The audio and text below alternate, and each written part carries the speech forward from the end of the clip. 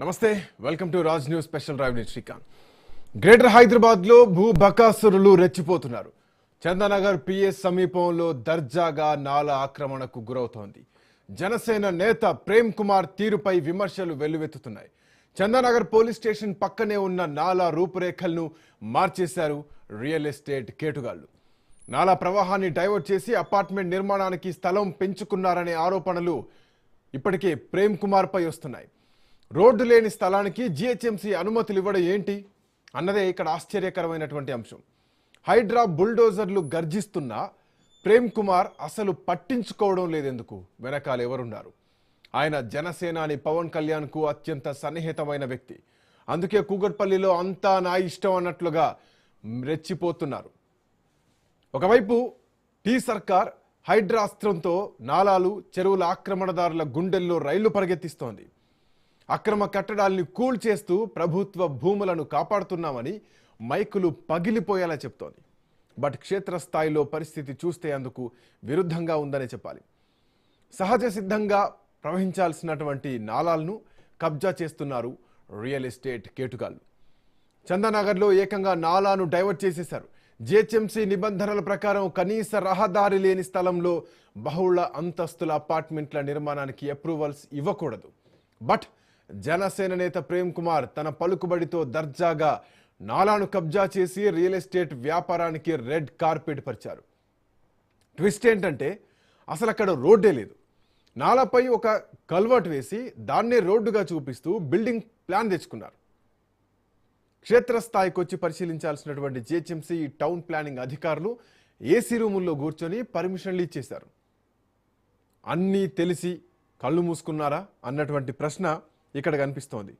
So ఇట్లాంటి నేపథ్యంలోనే ఈ అంశం ఇప్పుడు హైడ్రా కూడా సవాల్గా మారిందని చెప్పాలి. మోరోవర్ రేవంత్ ప్రభుత్వానికి సవాల్గా మారింది ఈ చందానగర్ నాలా ఆక్రమణ.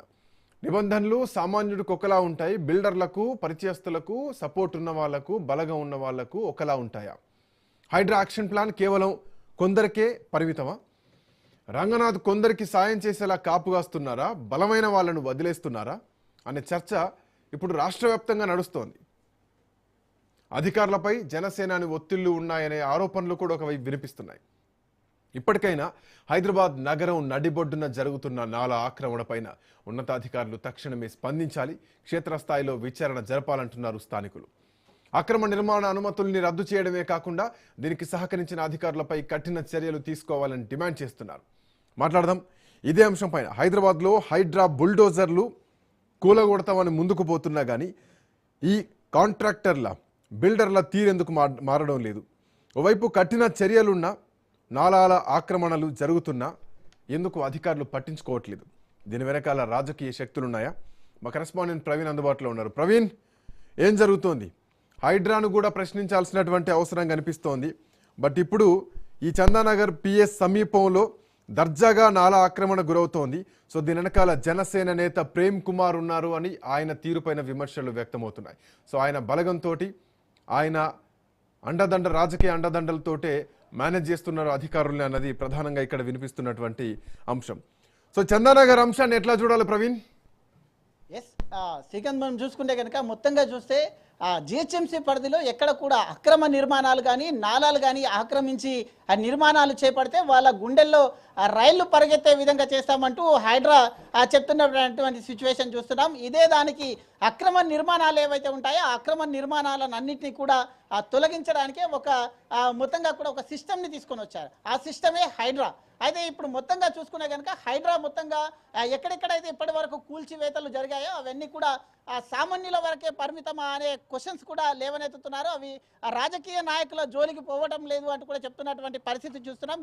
ఇదే విధంగా చూసుకుంటే కనుక రీసెంట్గా చందానగర్ పిఎస్ సమీపంలోని నాలాని ఏకంగా అయితే జనసేన నేత ప్రేమ్ కుమార్ అయితే ఆక్రమించి కట్టడం పైన తీవ్ర విమర్శలు అయితే వస్తున్నాయి. ఆ యొక్క నాలను మింగేస్తూ అక్రమ నిర్మాణాలు కూడా జరిగింది. ప్రవీణ్ ఎందుకు ప్రేమ్ కుమార్ ఎందుకు ఉపేక్షిస్తున్నారు? సో హైడ్రా అనేది అందరికి ఒకేలాగా చట్టపరంగా మూవ్ అవ్వాల్సినటువంటి అంశం, అదొక ఇండిపెండెంట్ బాడీ. సో ఎందుకు ప్రేమ్ కుమార్ దీనిపైన ఎందుకు ఉపేక్షిస్తున్నారు? అధికారులు ఎందుకు దీనిపైన చర్యలు తీసుకోవట్లేదు? ఏకంగా ఒక పోలీస్ స్టేషన్ సమీపంలోనే నాలాను క్లోజ్ చేసి అక్కడ బిల్డింగ్ పర్మిషన్లు తెచ్చుకుంటున్నారంటే సో జనసేన ప్రభావం సో జనసేన అండదండలు నడిపిస్తున్నారా అన్నటువంటి ఒక ప్రశ్న కూడా ఇక్కడ కనిపిస్తోంది. ఏంటి దీని వెనకాల ఏం జరుగుతోంది? ఎస్, నిజంగా చూసుకుంటే కనుక పోలీస్ స్టేషన్కు కూతవేటు దూరంలోనే ఉంటుంది. మధ్యలో ఒక మెయిన్ రోడ్ మాత్రమే ఉంటుంది. ఈ నాలా ఆక్రమించి మొత్తంగా నిర్మాణాలు చేపట్టారు. ఇంకా నిర్మాణాలు నడుస్తున్నాయి. ఏకంగా బిల్డింగ్ని కూడా అక్కడ ఉన్నటువంటి నాలాను ఆక్రమించి కట్టడం జరిగింది. అక్కడ ఉన్నటువంటి స్థానికులందరూ కూడా అయితే ఈ యొక్క ఆఫీసర్లని బుల్లి కొట్టించే ప్రయత్నం చేశాడా అనే కోణాల లోపల అనుమానాలు కూడా తావిస్తున్నాయి. అదేవిధంగా ఆ మామూళ్ళ మత్తు లోపల జిహెచ్ఎంసీ రెవెన్యూ అధికారులు ఉన్నట్టుగా కూడా అయితే మొత్తంగా అక్కడ ఉన్నటువంటి స్థానికులు కూడా ఆరోపిస్తున్నారు. మొత్తంగా చూసుకుంటే కనుక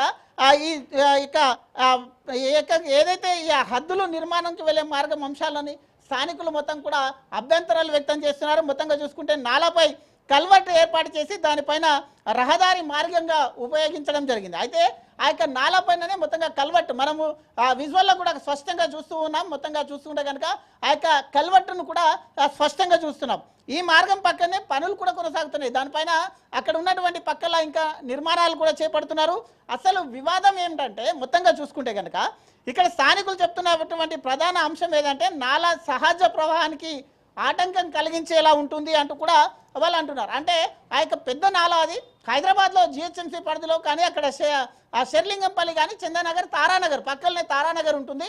అక్కడ దగ్గర మొత్తంగా కూడా షాప్స్ కానీ ఇండ్లు కానీ దగ్గరగా ఉంటాయి. అక్కడ నుండి వర్షపు నీరు వచ్చే ప్రవాహం ఈ యొక్క నాలా గుండా వెళ్తూ ఉంటుంది. ఆ నాలని ఆక్రమించి కట్టడం వలన మొత్తంగా చూసుకుంటే కనుక ఇప్పుడు నాలా మొత్తం దగ్గరకు రావడం జరిగింది. ఆ యొక్క ప్రవాహం పెరిగితే అక్కడ ఉన్నటువంటి కాలనీ ఏదైతే ఉంటుందో తారానగర్ మెయిన్గా చూసుకుంటే కనుక ఆ తారానగర్ కాలనీ మొత్తం కూడా ముంపుకు గురయ్యే అవకాశం ఉంది అంటూ కూడా స్థానికులు వాపోతున్నారు. అదేవిధంగా చూసుకుంటే కనుక ముఖ్యంగా వర్షాకాలంలో భారీ వర్షాలు కురిచినప్పుడు ఈ నాలా ద్వారా అనేక సార్లు ఆ నీరు కూడా ఇళ్లలోకి చేరింది అంటున్నారు. అయితే గతంలో లేదు. ప్రవీణ్, ఇప్పటికే హైదరాబాద్ లో 5 నిమిషాలు 10 నిమిషాలు వర్షం పడితేనే కార్లన్నీ పడవల్లా తేలిపోయేటువంటి పరిస్థితి. మీరు చెప్తున్నారు ఒకవేళ వర్షం పడితే ఆ నీళ్ళన్నీ కూడా ఇళ్లలోకి వచ్చేటువంటి అవకాశం ఉంది, రోడ్లు మునిగేటువంటి ప్రమాదం ఉంది. తో పాటు ట్రాఫిక్ సమస్యలు కూడా వచ్చేటువంటి అవకాశం ఉంది. లోతట్టు ప్రాంతాల్లో ఇప్పటికే వరద పరిస్థితులు చాలా తీవ్రంగా ఉంటాయి. ఇట్లాంటి నేపథ్యంలో అసలు లేని రోడ్డును క్రియేట్ చేయడం కానీ అసలు అనుమతులు ఎలా వచ్చాయి? ఎవరి ప్రోద్బలంతో వచ్చాయి? ఎవరిని ఎక్కడ మేనేజ్ చేశారు? తెలంగాణ రాష్ట్రంలో జనసేనకు సంబంధించినటువంటి ఒక నాయకుడు ఎవరి అండ చూసుకొని ఈ ప్రేమ్ కుమార్ అనేటువంటి వ్యక్తి వ్యవస్థల్ని మేనేజ్ చేస్తున్నారు. ఎట్లా చూడాలి ఈ అంశాన్ని? ఎస్, ముఖ్యంగా చూసుకుంటే కనుక ఈయన పవన్ కళ్యాణ్కు అత్యంత సన్నిహితుడు అనే అంశం తెరపైకి వస్తుంది. అదేవిధంగా చూసుకుంటే కనుక ఇక్కడ జిహెచ్ఎంసీ అనుమతుల పైన కూడా అక్కడ ఉన్నటువంటి స్థానికులు పలు ప్రశ్నలు అయితే లేవనెత్తుతున్నారు. నిర్మాణానికి బిల్డింగ్ పర్మిషన్ సంబంధిత ప్లాన్ అనుమతులు ఎవరిచ్చారు అంటూ కూడా అక్కడ ఉన్నటువంటి స్థానికులు అడుగుతున్నారు. అదేవిధంగా చూసుకుంటే కనుక ఇది స్థలానికి ఉన్న రహదారి వెడల్పు ఎంత మొత్తంగా చూసుకుంటే అక్కడ అసలు విషయం చూసుకుంటే అక్కడ రోడే లేదు. ఆ రోడ్డు లేని దాన్ని కూడా ఈయన సొంతంగా నిర్మించడం జరిగింది. అంటే ఆ రోడ్ ఎంత ఉండాలి, 40 ఫీట్స్ ఉండాలా, 60 ఫీట్స్ ఉండాలా అనేది కూడా అక్కడ నిర్ణయించకుండా దర్జాగా అక్కడ నిర్మాణం చేపట్టారు.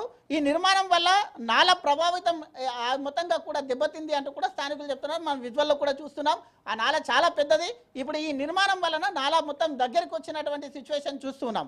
మొత్తంగా చూసుకుంటే కనుక ఇది అదేవిధంగా రెవెన్యూ ఇరిగేషన్ అధికారుల పాత్ర పైన కూడా కొన్ని ప్రశ్నలు అయితే లేవనెత్తుతున్నాయి. దాంట్లో మరోవైపు నాలా ప్రభుత్వం భూమి లేదా సంబంధిత శాఖల పరిధికి వస్తాయా లేదా అనేది కూడా అక్కడ ఉన్నటువంటి అంశం. అంటే ఇది ప్రభుత్వ భూమి లేదా కూడా నిర్ధారించకుండా ఈయనకు ఎలా పర్మిషన్లు ఇచ్చారు అంటూ కూడా మొత్తంగా స్థానికులు వాపోతున్నారు. అదేవిధంగా అంటే ఒక పేరున్నటువంటి వ్యక్తి, రాజకీయాల్లో క్రియాశీలకంగా ఉన్నటువంటి వ్యక్తి, గతంలో జనసేన తరపున కూకట్పల్లి నియోజకవర్గం నుంచి ఉమ్మారెడ్డి ప్రేమ్ కుమార్ పోటీ చేశారన్నది ప్రధానంగా ఉన్నటువంటి అంశం. అప్పుడు బీజేపీతో పాటు జనసేన అలయన్స్ లో పోటీ చేశారన్నది ప్రధానంగా ఉన్నటువంటి అంశం. ఇన్ని ఉన్నా కానీ మీరు చెప్తున్నటువంటి కంప్లీట్లీ డీవియేషన్స్ పక్కా జరిగినాయి. రోడ్డే లేకపోతే అసలు బిల్డింగ్ పర్మిషన్స్ ఎట్లా వచ్చాయి? ఎవరి అండ చూసుకొని వచ్చాయి?